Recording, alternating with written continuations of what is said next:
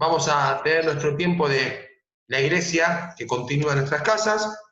¿Sí? Antes de largar con el pasaje que corresponde a la cronología en la vida del Señor Jesús, vamos a tener un versículo para meditar. En Deuteronomio capítulo 7 y 8, capítulo 7, versículos 7 y 8, ¿sí? El versículo, voy a pedirle a Elena, que está sin micrófono, ¿pueden leernos el versículo 7 que está en pantalla? ¿Lo ves, Ele, o no? Sí. A ver, léelo. Te escuchamos. Sí, perdón. No por ser vosotros más que todos los pueblos os ha querido Jehová y os ha escogido, pues vosotros seráis el más insignificante de todos los pueblos. Deuteronomio 7:7. ¿Y sigue qué sigue? Sino por cuanto Jehová os amó y quiso guardar el juramento que juró a vuestros padres, os ha sacado Jehová con mano poderosa y os ha rescatado de servidumbre de la mano de Faraón. Bien.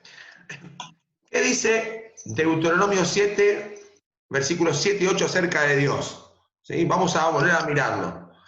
¿Qué es lo que dice acerca de Dios? Presta atención en pantalla.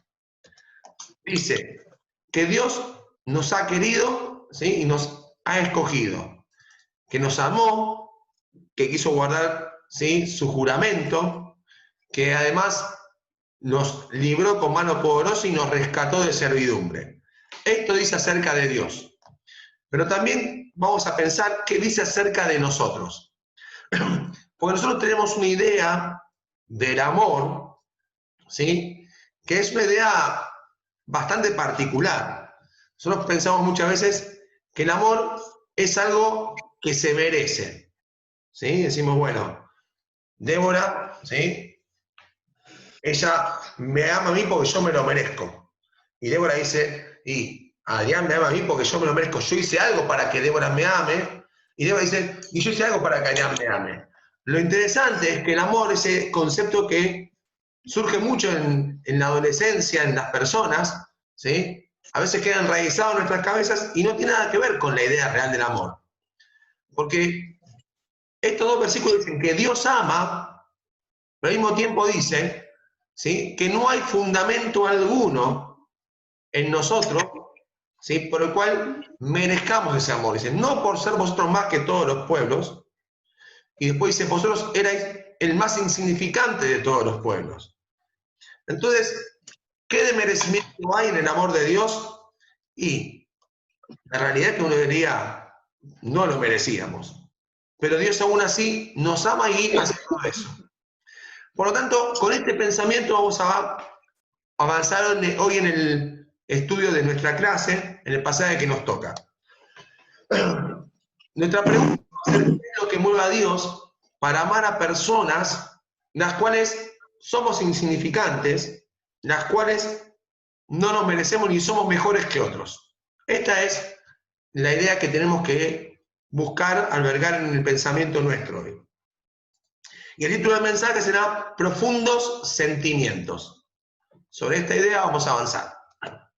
El relato bíblico está solamente en Lucas 7, sería lo que ocurrió después que el Señor sana al siervo del centurión, como veíamos la semana pasada. Viene esta historia, pero no aparece en ninguno de los otros 4 evangelios, solamente aparece en Lucas 7, versículos 11 al 17. La conocemos como cuando Jesús resucita al hijo de la viuda de Naín, ¿sí? Es la primera de los 3 hechos de resurrección que están en la palabra de Dios que hizo Jesús. No quiere decir que no ha hecho más, ha hecho más, ¿sí? Seguramente, pero los que tenemos registro son estos 3. El hijo de Naín, ¿sí? La hija de un hombre, ¿sí? Que lo fue a buscar, ¿sí? Que estaba Mari, que era Jairo, un principal, y por último, la de su amigo del corazón, ¿sí? Lázaro. Yo a este título le cambiaré una sola palabra. Vieron que era la resurrección del hijo de la viuda de Naín. Yo pondría de una viuda de Naín. ¿Por qué? Porque si no parece que es la viuda. En realidad, cuando vamos a la Biblia, los títulos son puestos por los hombres. Pero Dios ha hecho cosas a tantas personas y a veces uno parece que le ponen un título mayor, ¿sí? Y tenemos esos registros, la viuda. Y por ahí también otras viudas ha hecho cosas, ¿sí? Así como otros centuriones, como pasó que veíamos la otra vez. ¿Dónde sucedió esta historia? Para que veas en el mapa, Jesús, cuando sanó al hijo el siervo de este centurión, estaba en Capernaum. Y esto ocurrió en Naín, más al sur, aproximadamente unos 40 kilómetros de distancia, un viaje larguito, ¿sí? El cual tuvo que realizar Jesús con sus discípulos hasta ese lugar.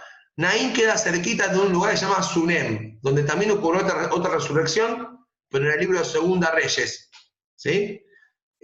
Cuando hablamos de que Eliseo resucita a el hijo de la Sunamita, ¿sí?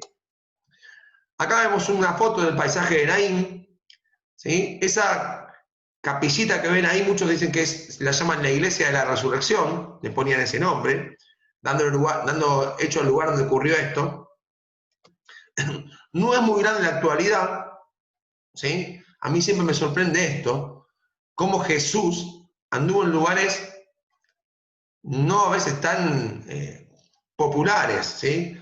No estuvo la mayor cantidad de tiempo en Jerusalén. A veces recorría lugares así, y eso también es algo para meditar y reflexionar. ¿Y quiénes participaron de este encuentro? En primer lugar, dos multitudes, y vamos a ver que fueron dos multitudes, Jesús, la viuda y su hijo. Y ahora vamos a ver la porción bíblica, que no es muy extensa, y la vamos a dividir en tres secciones. Acá vamos a ver la primera parte. Yo voy a pedirle a Víctor ahora que se saque el micrófono, así él lee los versículos que tocan, que son la primera parte, versículos 11 y 12. ¿Lo puedes leer, Víctor? Sí.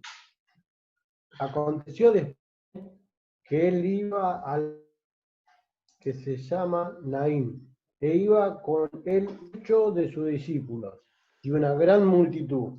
Cuando llegó cerca de la puerta de la ciudad, he aquí que llevaban a enterrar a un difunto, hijo único de su madre, la cual era viuda, y había con ella mucha gente de la ciudad. Bien, acá ven cómo empieza la escena y encontramos a una multitud que iba con Jesús y a otra multitud que iba con esta mujer. ¿Sí? Tenemos la multitud que iba con él, muchos de sus discípulos y una gran multitud, y la multitud que iba con ella, mucha gente de la ciudad. De estas dos multitudes vamos a ver algunas características. Los que iban con Jesús ciertamente iban y albergaban esperanzas, expectativas, sueños. Iban junto al dador de la vida. Jesús ya había hecho milagros. Pronto había quedado atrás esta escena en la cual el siervo de este centurión había sido sanado. Jesús ya enseñaba, tuvo las enseñanzas en el Sermón del Monte. Había también sanado a leprosos, por lo cual mucha gente iba cerca de él con esta expectativa. En cambio, la multitud que iba con la viuda, ¿sí? Era el pueblo entero de Naín, iba con tristeza, con frustración, con desilusión, iban acompañando a la muerte, porque había muerto su único hijo, y ella era viuda. Pensemos que no solo había perdido a su hijo, sino que había perdido una posición importante a nivel de lo que eran los ingresos, porque al ser ella viuda y tener un hijo, quien ayudaba y traía parte de lo que eran los ingresos era su hijo.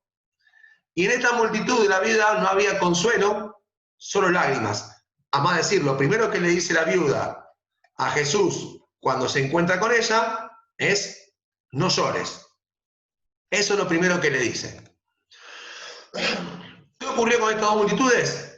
Se encontraron cerca de la entrada a la ciudad. ¿Por qué? Porque generalmente todos los cementerios en la antigüedad se encontraban fuera de las ciudades. Los judíos tenían la costumbre de enterrar en rocas, no hacían tumbas, no lo hacían en tierra.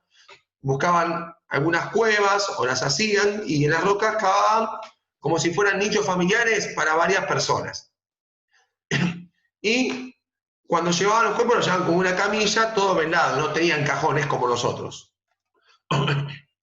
Ahora, en la vida misma, hoy en la actualidad, estas multitudes también se encuentran con mayor frecuencia de lo que creemos.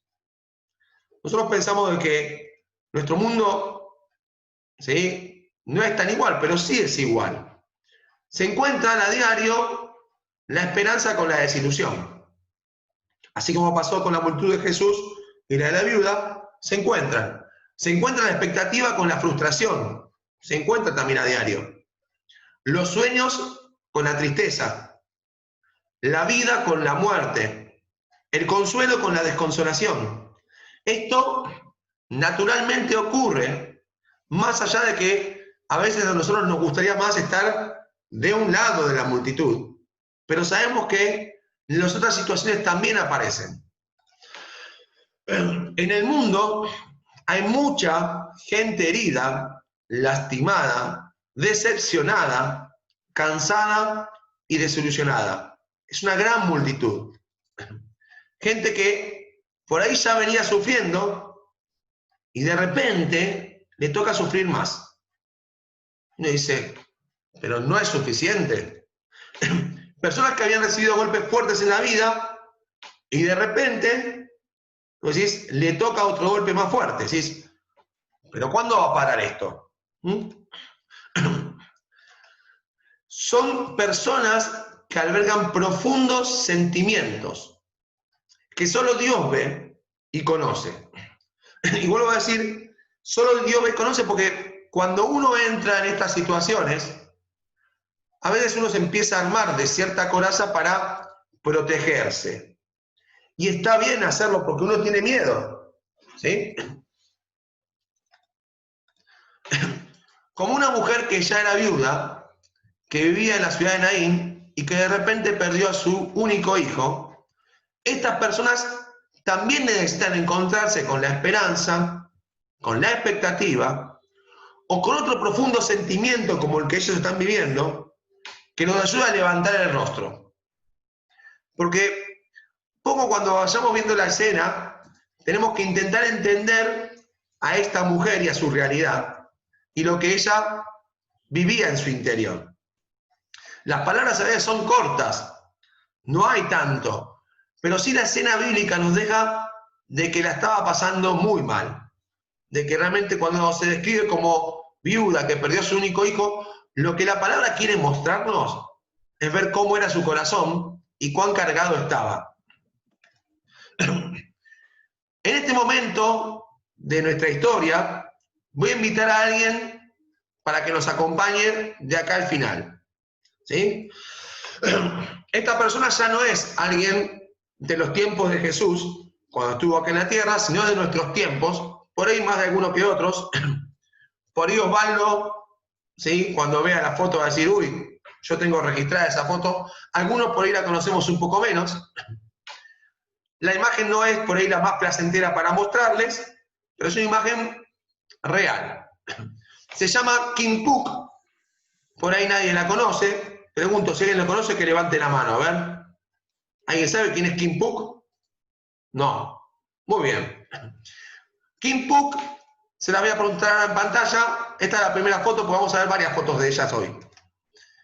Esa nenita que ven ahí, ¿sí? En la guerra de Vietnam, cayó una bomba con napalm, que era una sustancia química terrible, y fue quemada, ¿sí? Es como decía, como la niña de napalm, el 8 de junio de 72, fue víctima de un ataque de la guerra. Su historia ha sido mundialmente conocida, ¿sí? Y su historia nos va a acompañar desde ahora hasta el final de la clase también de hoy. Quiere decir que ya no vamos solo con Jesús, con la viuda, con las multitudes, sino que invité a esta mujer para que también conozcamos un poco de ella. Solo leyendo, porque después más tarde les voy a pasar una nota que le hicieron para que la vean en casa, para que imaginemos el dolor de esta nena, porque de nena sufrió esto. Nosotros cuando nos quemamos con aguas, nos estamos quemando con algo que tiene 100 grados de temperatura. Bueno, cuando te quemas con napalm, dicen las personas que la temperatura que se siente es de 800 a 1000 grados centígrados. Para que piensen el dolor que cargó esta niña en su cuerpo.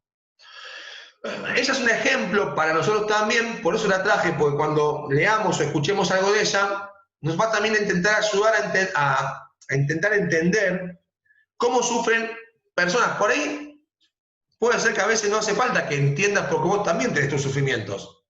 No hace falta pensar en otros. Pero a veces también hace falta ver otros para recrearnos nosotros en eso. ¿Sí? Y vamos a pensar también en sus profundos sentimientos. En lo de la viuda de Naín, en lo de Kim Puk, o puede ser que en alguno de nosotros. Voy a pasar a la segunda parte, ¿sí?, de nuestro pasaje bíblico. Le voy a pedir a Leti que nos comparta la lectura que va a aparecer en pantalla. Lucas 7, 13 al 15 dice, y cuando el Señor la vio, se compadeció de ella, y le dijo, no llores. Y acercándose, tocó el féretro, y los que lo llevaban se detuvieron. Y dijo, joven, a ti te digo, levántate. Entonces se incorporó el que había muerto, y comenzó a hablar, y lo dio a su madre. Y no, Valenti, muy bien. Bien. ¿Sí? Este sería el nudo de esta historia. Los primeros 2 versículos nos situaban, nos pintaban cómo era la escena. 2 multitudes, una con esperanza y otra con desesperanza. Pero acá empieza a ocurrir la acción. Empieza a ver la actividad misma que tomó el Señor. Vamos a hacernos unas preguntas antes de continuar. Primera pregunta, ¿sí? ¿La viuda le pidió ayuda a Jesús? Veo solamente caras. Damián, sacate si querés, Dami y Andrea, que están ahí. Si pueden desmutearse. ¿Me escuchan o no? Ahí está, Damián y Andrea. ¿Le pidió ayuda a Jesús o no? No, Jesús dice que Jesús la vio. Eso me impactó, porque en la Biblia tenemos un montón de relatos donde hay personas que van corriendo a pedir ayuda a Jesús. En este caso, Jesús la vio y la ayudó. No tuvo que emitir palabra esta mujer. Por ahí tampoco tenía fuerzas para emitir palabras, ¿sí?, del sentimiento que tenía. Pero esto ya fue algo que me impactó en la escena. No le pidió ninguna ayuda. Entonces, ¿por qué Jesús la ayudó si ella no le pidió nada? Porque, a ver, no había ninguna obligación por ahí, podríamos decir, de que tenga que actuar Jesús.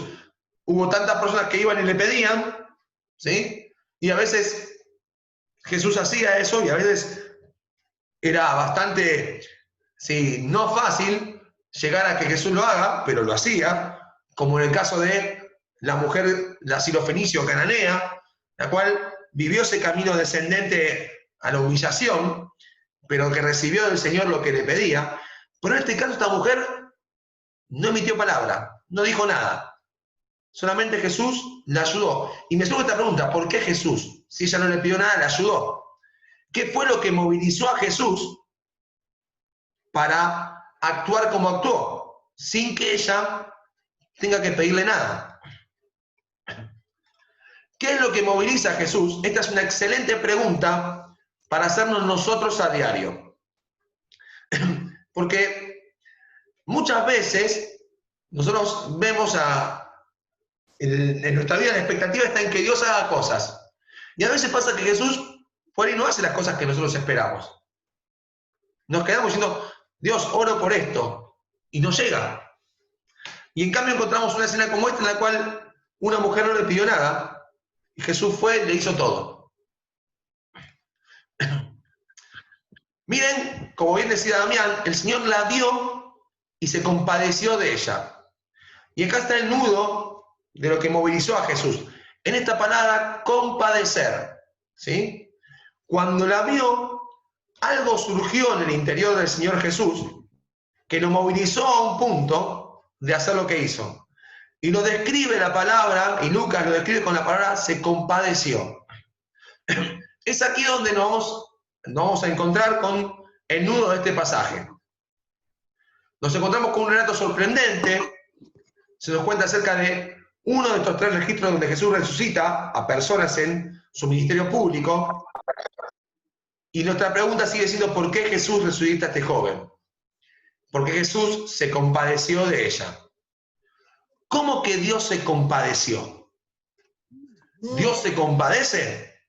Y nosotros, si tenemos que hablar religiosamente y eclesiásticamente y bíblicamente, todos vamos a decir, Sí, Dios se compadece. Y es verdad, Dios se compadece.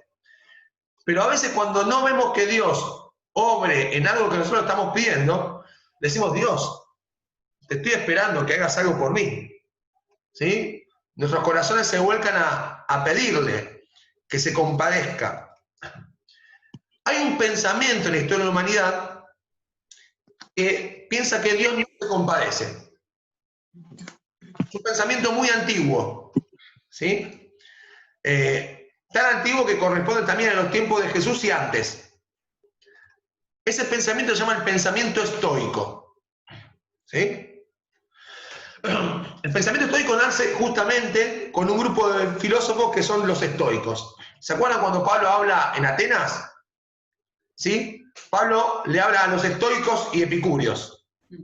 ¿Sí? Quiere decir que dentro de esos tiempos de Pablo en Atenas, estos hombres tenían su pensamiento, el cual era muy fuerte. Pero más allá que la filosofía estoica por ahí no es la de moda hoy en día, el pensamiento estoico sigue presente en la historia de la humanidad.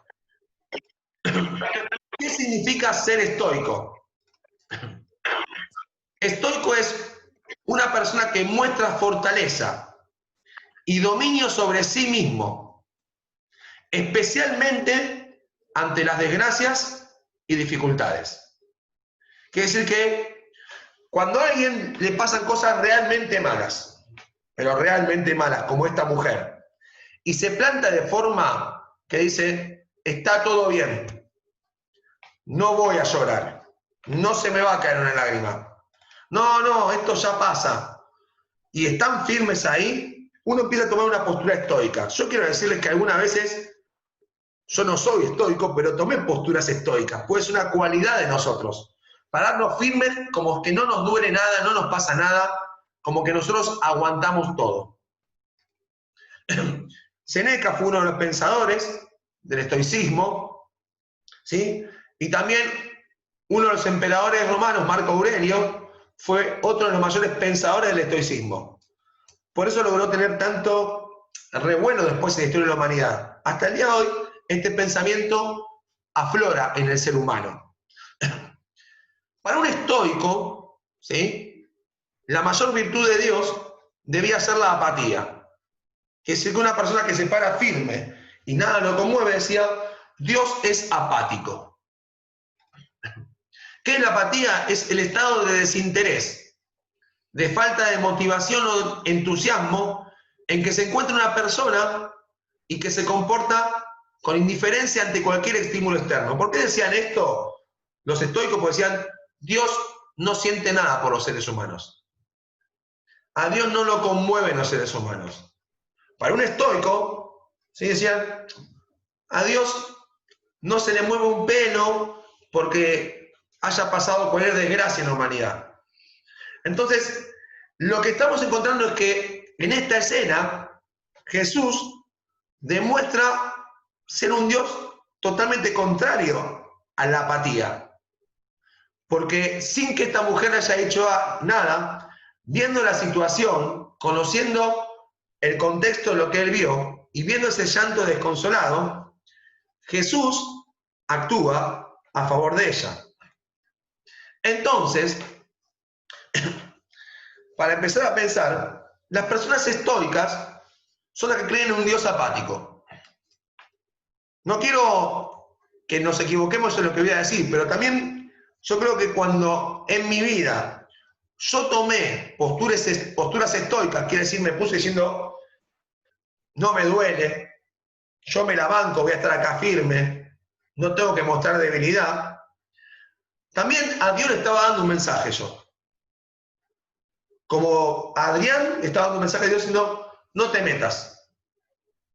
Cuando yo tomo esa postura, a Dios le estoy diciendo, quédate ahí. Esta porción de la palabra de Dios, como toda la Biblia, nos pinta un cuadro por demás contrario. La Biblia entera nos muestra que Dios no es apático, que justamente Dios es todo lo contrario a ser apático con las personas. ¿Cuál es el antónimo de estoico? Desesperado. Y la viuda estaba desesperada. Quiere decir que Dios lo que vio en esta mujer fue eso, fue su desesperación. Viuda y pierde a su único hijo. Y a Dios lo movilizó la desesperación. No la gente estoica. ¿Cuál es el antónimo de apático? Apasionado. Una persona que no es apática es apasionada. Y Jesús queda de relieve en esta escena y en toda la palabra de Dios que es apasionado. Dios no es apático. Jesús, dice acá el pasaje, fue movido en sus pasiones. Porque esa palabrita que veíamos ahí, ¿sí?, que tanto nos llamó la atención, que es, se compadeció de ella, es que fue movido por las pasiones más bajas de su interior. Las personas desesperadas creen en un Dios apasionado y simpático, en un Dios que va en ayuda, porque Dios busca a estas personas. La Biblia nos dice que al corazón contrito y humillado no despreciarás tú. Dios se deleita en este tipo de personas. Dios no le gusta que yo sea estoico. Dios quiere verme a mí cuando la estoy pasando una situación complicada, que revele mi corazón cómo está, porque Él quiere acercarse con su más cálida compasión. La palabrita que usa la Biblia es esta, ¿sí? Si la tengo que decir y la digo bien, me gano una porción de la torta Oreo de Leticia. Splagnitzomai. Y si no se dice así, igual me gané una porción de Leticia. Cuando la haga Leticia, quiero la porción de torta igual. Y quiere decir justamente ser movido por las más nobles vísceras, por el asiento de los afectos.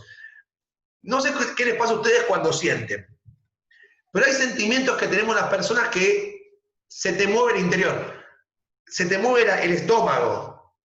¿Vieron cuando uno a veces tiene un nudo en la garganta? ¿O se te estrecha el pecho? ¿O sentís que el corazón te late más fuerte? Esta palabra tiene que ver con eso. Tiene que ver con que a Jesús, cuando vio a esta mujer, su interior físico se movilizó. No fue solamente decir un pensamiento de amar, fue una pasión.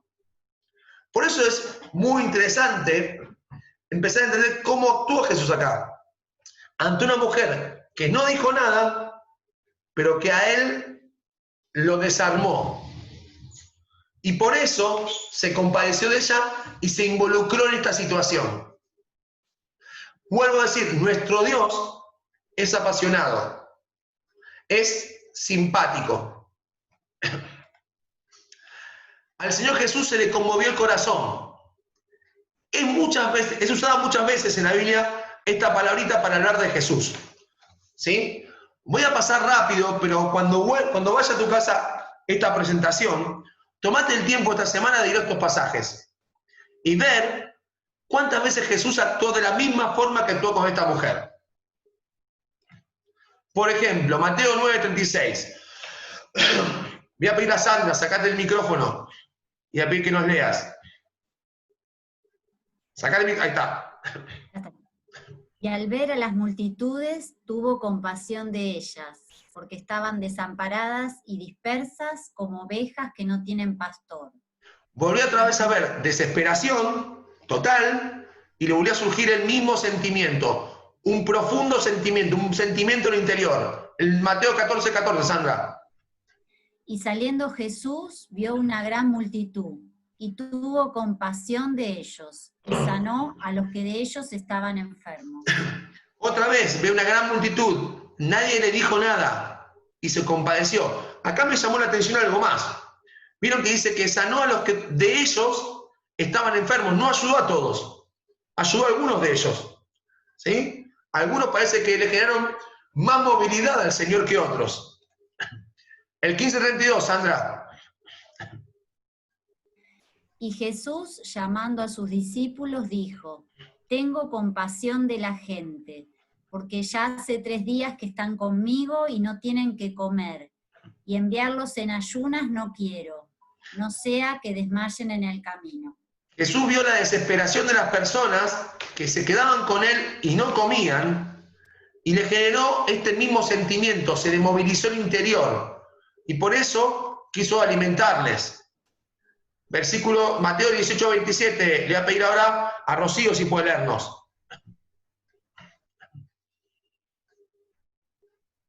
Muy bien, ahí estás. Y el señor de aquel siervo, movido a misericordia, le soltó y le perdonó la deuda. Usa la misma expresión cuando están estos deudores y uno dice que le clama por misericordia. Y dice que esta pasión también tuvo el señor de aquellos siervos. O de los dos ciegos, ¿puedes leerlo, Rocío, también? El 20:34, ¿no? Entonces, Sí. entonces Jesús, compadecido, les tocó los ojos y enseguida recibieron la vista y le siguieron. Esto de aquellos dos ciegos que iban gritando en el camino, pidiéndole ayuda. Si se acuerdan la escena que está en Mateo 20:34. De un leproso, Rocío, en Marcos 1:41. Y Jesús, teniendo misericordia de él, extendió la mano y le tocó, y le dijo: quiero, sé limpio. Jesús tuvo esta pasión por esta gente, ¿sí? Se le movió al interior cuando vio estas situaciones. E hizo las cosas que hizo también en la invitación de los 5.000, en la de los 4.000. Y también aparece cuando habla un padre clamoroso por su hijo, ¿sí? Que estaba atormentado por un demonio, le pide que los ayude porque estaba desesperado. Acá no veo estoicismo en ninguna de estas personas. Todas las personas a las cuales Jesús le desplegó este sentimiento profundo, ninguno era estoico, al revés, eran todos desesperados. O también cuando habla del samaritano que ve al hombre tirado en el camino, y dice la palabra que ese samaritano, cuando le vio tan igual a lo que hizo Jesús con esta viuda, fue movido a misericordia, le ayudó, se le movieron las entrañas. O por último, ¿sí?, al padre y a su hijo pródigo. Cuando el padre vio que venía el hijo a lo lejos, fue corriendo, porque fue movido a misericordia. La desesperación es algo que a Dios, ¿sí?, lo moviliza. Aunque a nosotros nos parezca que no está bueno estar desesperado, yo no estoy de acuerdo en que estemos desesperados, pero a veces nos pasa a las personas que cuando tenemos que estar desesperados, queremos volvernos estoicos. ¿Qué quiere decir? Hay situaciones donde no estamos pasándola bien, pero queremos mostrarles a todo el mundo que estamos acá firmes y que no puede caerse una lágrima. A más decir, hay gente que por ahí a veces dicen, ¿cómo un cristiano va a llorar? O ¿cómo un cristiano va a estar triste en una situación? Yo estuve esta semana en velatorios en medio de este contexto y estuve acompañando de forma virtual a la viuda de un profesor de la escuela, la cual se desarmaba llorando y le compartíamos esperanza por medio de la palabra de Dios. Pero está bien que esa mujer no se muere, no, está todo bien. No, está todo mal para esa mujer. Hay desconsuelo, hay tristeza. Está todo mal. Y está bien que esté todo mal. Porque cuanto menos estoicos seamos en las situaciones que están todo mal, más pronto podremos recibir este profundo sentimiento de Jesús. Porque vemos que Jesús, estas situaciones lo cautivan, actúa naturalmente. Dios también tiene fuertes sentimientos. Esta palabra quiere decir eso. Quiere decir que Dios responde con sentimientos muy fuertes a los sentimientos muy fuertes que nosotros también podemos tener. ¿Sí? Dios equilibra esa balanza de la viuda usando un sentimiento tan fuerte o más fuerte que el de la viuda, ¿sí?, yendo a socorrerla sin que ella le pida nada. Después de ver todo esto, me hago esta idea de conclusión. ¿No será que las personas estoicas que se muestran fuertes e inconmovibles ante las desgracias y dificultades de la vida tendrán que cambiar ellas para encontrarse con Dios? Porque a veces puede ser que el estoicismo nos aleje de Dios. El querer ser fuertes e inconmovibles cuando vienen las cosas difíciles nos haga volver pensar en que Dios no le interesa o que no me interesa que Dios se meta en mi vida en realidad. Y quiero convertirlo en un Dios apático cuando mi Dios es simpático y es apasionado. Dios se muestra apasionado ante las personas que se muestran desesperadas. Y recién lo vimos en todas las porciones bíblicas. Y Dios despliega todo su amor ante la desesperación. Y esto me encanta, porque vuelvo a decir, esta mujer, como bien lo decía Damián, no pidió nada. Pero Dios la vio desesperada e hizo todo. Mi pregunta es, ¿cómo me muestro yo hoy? Si a veces muestro estoicismo y ese estoicismo me aleja de Dios. Si a veces muestro esta conducta de decir, nada me mueve. No voy a mostrar la debilidad.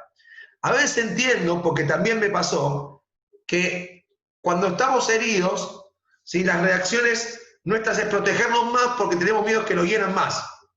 Pero ante Dios no tenemos por qué protegernos. Porque Dios quiere cuidarnos, como hizo con el ejemplo del hombre que fue golpeado y el samaritano fue y lo ayudó. Con Dios no hay que tener una postura justamente estoica. Miren lo que decía Pablo. Por lo cual, por amor a Cristo, me gozo en las debilidades, en afrentas, burlas o escarnios, en necesidades, en persecuciones, en angustias. Porque cuando soy débil, entonces soy fuerte. Pablo estaba en contra de ser estoico, claramente. Decía, yo no me voy a poner acá como el tipo que no me conmueve nada. Yo voy a mostrarme tal cual soy y prefiero gozarme por amor a Cristo en estas circunstancias que estoy viviendo así, porque cuando Dios más despliega su amor y poder en mi vida para sacarme de esa. Y por eso me cautivó la actitud del Señor. Y nos tiene que cautivar, pero también nos tiene que llevar a pensar en nuestra forma de acercarnos o de reaccionar nosotros con Dios. Tenemos que pensar justamente si a Dios nosotros le estamos poniendo estas barreras. ¿Quién nos iba a acompañar hoy? ¿Sí? ¿Quién se acuerda el nombre? Los maté, ¿eh? ¿Cómo se llamaba la chica? Kim Puk. ¿Sí? Acordate, Kim Puk. Ella es Kim Puk en la actualidad. La misma Kim Puk que viste antes es ella. La que la viste rociada de napalm, ¿sí? En medio de la guerra de Vietnam. Es esta mujer casada, con hijos, ¿sí? Ahí ves parte de su espalda lastimada por el napalm. Tuvieron que hacerle múltiples operaciones para recuperar parte de su piel, ¿sí? Y ella narra lo mal que la pasó. Pero ella en todo este camino conoció a Dios. Dice, y cuando me duelen las heridas, ella dice esta frase, hablo con Dios. Para nada estoica esta mujer. Al revés. Totalmente muestra que cuando llega el momento de la desesperación del dolor, busco a Dios. Cuando no la estoy pasando bien, busco a Dios. No me muestro como una persona inconmovible. Me muestro como una persona débil, lastimada, herida, pero busco a Dios. Este es uno de sus hijos, porque tuvo más de un hijo. Luego voy a compartirles esta dirección para que lean una pequeña nota. Hay videos en internet con su testimonio. Ella conoció al Señor estando en Vietnam. Sus padres la rechazaron y tuvo que irse de Vietnam. Vivió un tiempo en México, ¿sí? Se casó con un vietnamita, conoció al Señor y fueron a vivir a Canadá. En la década del 90 tuvo que encontrarse en una ceremonia por los que habían sido víctimas, ¿sí? En Estados Unidos de la guerra de Vietnam. Y le invitaron a ella. Y ella está en medio de la ceremonia en Estados Unidos y ocurre que una de las personas presentes fue el hombre que tiró la bomba en la ciudad donde ella estaba. Y en un momento se acercó este hombre llorando a pedirle perdón y ella le dice, ya te perdoné, ¿sí? Pudo aproximarse a eso, pero qué diferente hubiera sido la vida de esta mujer al encontrarse con ese hombre, ¿sí? 20 años después y no conocer a Cristo y seguir intentando sostener una vida donde el sufrimiento lo llevaba en su cuerpo de una manera estoica. Ella aprendió, buscando a Dios, a recibir también su amor, su consuelo, esperanza, y también pudo albergar después lo mismo para personas como este hombre, que fue que tiró la bomba y estaba totalmente arrepentido del daño que le causó a ella. En este momento quiero recomendarte el libro de la semana. Si no lo leíste, ¿sí?, vale la pena. Es de Philip Yancey, se llama Desilusión con Dios. Es un excelente libro. Nosotros lo hemos leído, tiene varios libros Yancey. Él es interesante, me encanta la tapa esta. Yo tengo otra tapa distinta a la que tengo yo, pero te aparece una cabina telefónica y te dice no funciona, ¿sí? Como diciendo, bueno, querés conectarte con Dios, parece que ni te da bolilla. Y el libro refleja testimonios de personas que transitaron caminos difíciles con Dios. Como habrá sido esta mujer antes de encontrarse con Jesús, o como habrá sido Kim Puk, o cualquiera de nosotros. Y vamos a la tercera parte del pasaje. Voy a pedirle que pueda leer Graciela, si puedes sacarte el micrófono. ¿Estás ahí, Gra? Y todos tuvieron miedo y glorificaron a Dios diciendo, un gran profeta se ha levantado entre nosotros y Dios ha visitado a su pueblo. Y se extendió la fama de él por toda Judea y por toda la región de alrededor. Y después ocurre esto con esta mujer, y Jesús resucita a su hijo. Hay una reacción de las personas de ahí. Pensemos un momento que la mujer se quedó seguramente abrazando a su hijo, el cual me encanta cuando lee en el versículo 15 que Jesús se lo dio, Jesús se lo devolvió, ¿sí? Las reacciones que encontramos acá fueron miedo, glorificar a Dios y divulgación de lo ocurrido. Las personas allí presentes, ¿sí?, algunas se asustaron. Y siempre digo, no está mal asustarse, ¿sí?, cuando vemos que el poder de Dios se nos revela. Que un Dios tan grande y majestuoso decide amarnos de la manera que nos ama. Porque tenemos que también entender que a Dios le muevan esas pasiones que dice el pasaje. No quiere decir que Dios pierde la cualidad de ser grandioso y majestuoso. Porque a veces nosotros también, cuando vemos a un Dios que se aproxima tanto, perdemos ese lugar y decimos, esta gente tuvo la capacidad de percatarse de que era algo asombroso lo que estaba ocurriendo allí. Glorificaron a Dios y empezaron a ser famoso, o más famoso en realidad, el nombre de Jesús, tanto que esa fama después va a llegar a los oídos de Juan de Bautista, que está encarcelado, que es lo que nos va a tocar ver la semana próxima. Alcanzaron estas conclusiones. Una fue, un gran profeta se ha levantado entre nosotros. Y la otra fue, Dios ha visitado a su pueblo. Fueron las dos conclusiones a las cuales ellos llegaron. Quiero decirles que son conclusiones imperfectas. ¿Por qué digo que son imperfectas?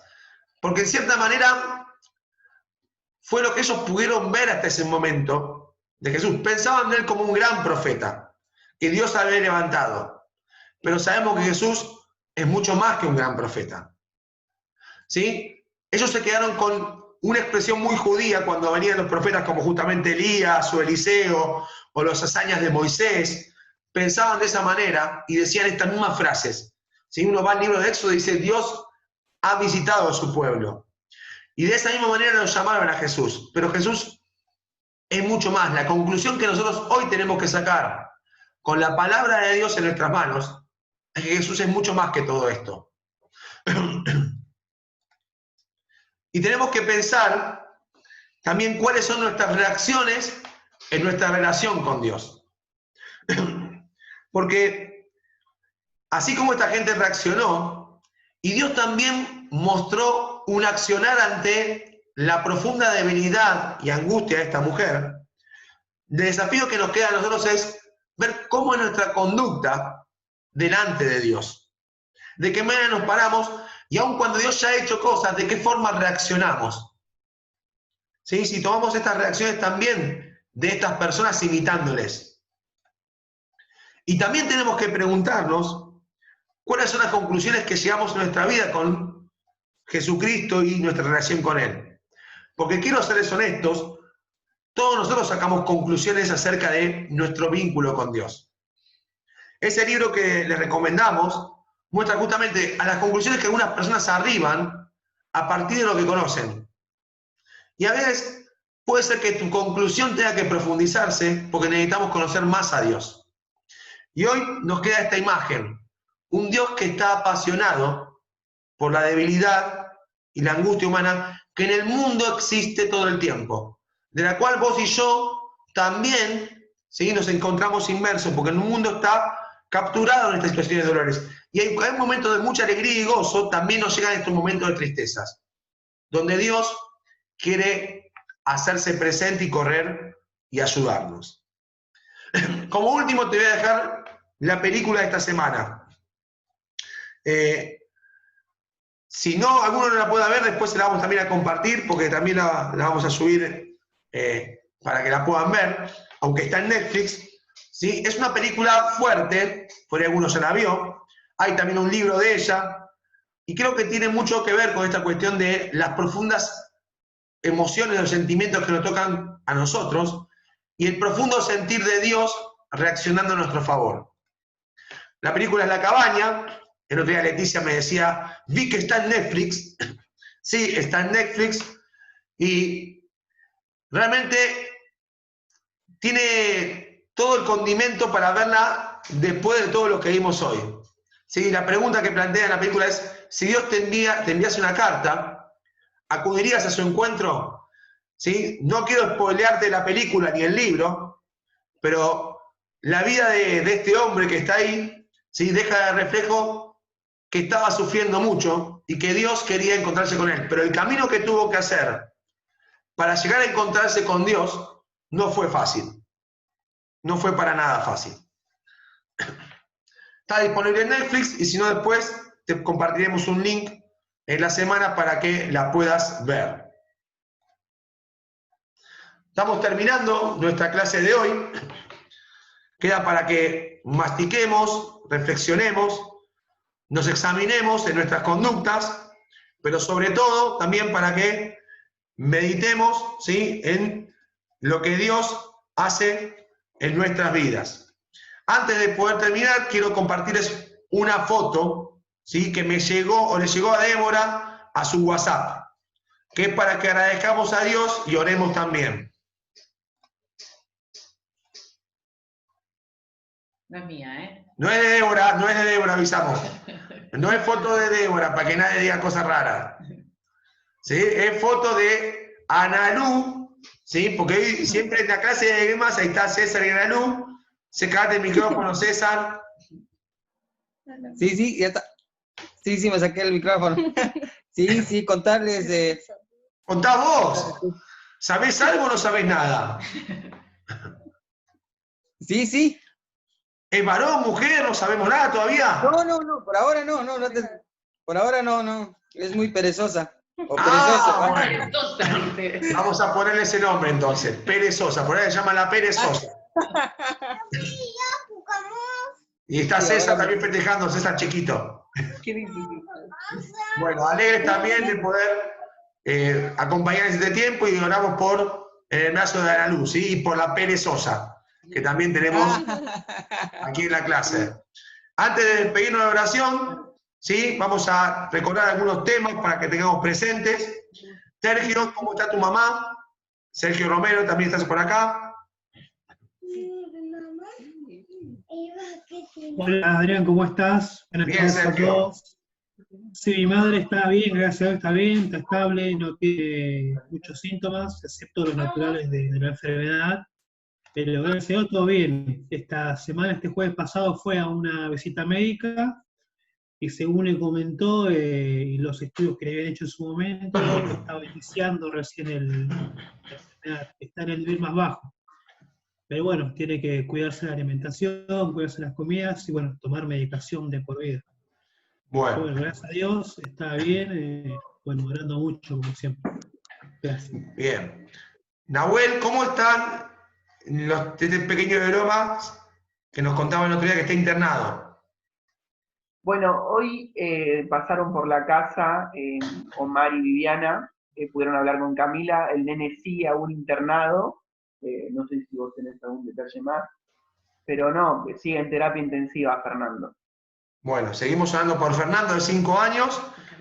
Y Carolina. ¿Y Caro, Joy, cómo está? Carolina, tengo buenas noticias. Hoy nos dijeron que se está moviendo, que se despertó finalmente, y está alternando 2 horas con respirador y 2 horas respirando ella, y lo viene llevando re bien. O sea, es como un primer paso para sacarle el respirador, y bueno, y está despierta, mueve un poquito los brazos, las piernas, así que bueno, es un gran avance. ¿Cuántos años tiene Carolina? Sabes que no sé exactamente, pero algo de 30 y pico, 40. Vamos a estar también hablando por ella. Llenaro, llegó tu papá ya a la casa, ¿cierto? Habilita el audio, Llenaro.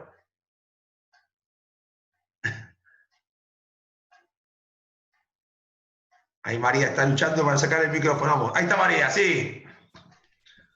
Bueno, en primer lugar quiero felicitar a todos los padres que hoy es Día del Padre, que lo hayan pasado bien. Y bueno, las oraciones han sido dadas porque mi padre justo llegó a su casa y ahora está ya está tranquilo, pero un poco delicado. Bueno, gracias por las oraciones a todos los hermanos y bueno, esa era mi preocupación, era de él, ¿ha visto?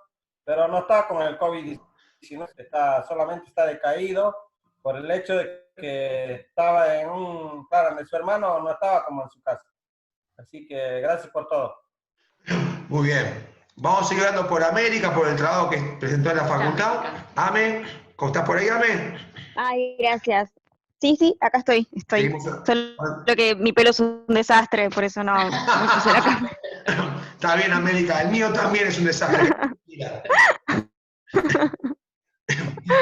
Pero gracias de verdad por las oraciones.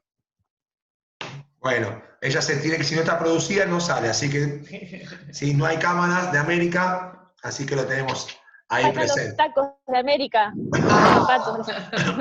Yo me estoy acostumbrado a los pies. Bien. Claro, ya saben, si no muevo mi foto, si no prendo la cámara es porque... Lo vamos a tener en cuenta, Bueno, vamos a darle a pedirle a Damián Erasinzuk. Si Dami puedes orar, ¿sí? Y luego nos vamos a estar saludando. Vale. Padre que estás en el cielo, una vez más te agradecemos por el día que nos diste, por tus cuidados, por el amor que tenés para cada uno de nosotros. Gracias también por estos momentos que pudimos compartir juntos, un grupo de tus hijos, la clase escuela dominical. Hemos aprendido acerca del carácter también de nuestro Salvador, de Jesús, y cómo Él se compadece de nosotros. Te pedimos, Señor, por estos motivos que se mencionaron, los chicos que están enfermos, ahí Fernando, ahí de Polita de Lomas, los demás que están pasando alguna necesidad, y te pedimos que estés obrando. Te damos las gracias por todo, te pedimos que te quedes con nosotros. En el nombre del Señor Jesús, amén.